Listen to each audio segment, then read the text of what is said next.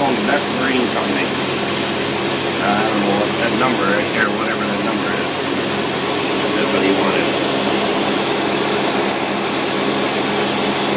867-312. 867-312. 12 parts of air, 1 part of gas, 1 mixture screw of solid aluminum, electric choke.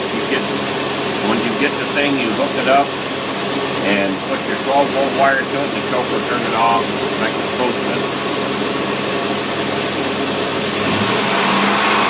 As you rev it up, in and out, check the fuel pressure down here. Running at 3 pounds, but cranked up to 9 to 16. Yeah. Leave it won't hold, it'll go right down here and stall the motor out, and you may have to put a regulator on, but this here is good to go.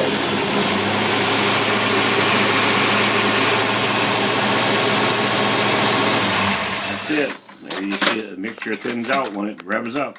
Unplug it and ship it out. You're going to get it shipped out a day early, buddy.